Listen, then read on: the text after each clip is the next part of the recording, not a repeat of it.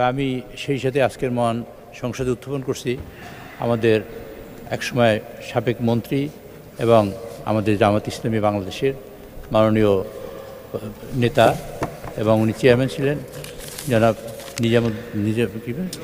মতিউর রহমান নিজামী সাহেব এবং মহাসচিব জনাব আলী আহসান মুজাহিদ এবং দিলওয়ার হোসেন সাইদি আল্লামা তার নাম সংযুক্ত করার জন্য। সেই সাথে আরও অনুরোধ করছি আমাদের ঝিনেদের 2 থেকে মোহাম্মদ মশিউর রহমান সাবেক সংসদ সদস্য যিনি ইতিমধ্যে মারা গেছেন তার নাম সংশোধন ইনক্লুড করার জন্য অনুরোধ করছি। ধন্যবাদ মাননীয় চিফ হুইপ। এই নামগুলো বাংলাদেশের প্রথিতযশা রাজনৈতিক নেতৃবৃন্দ, তারা এই সংসদের সদস্য ছিলেন।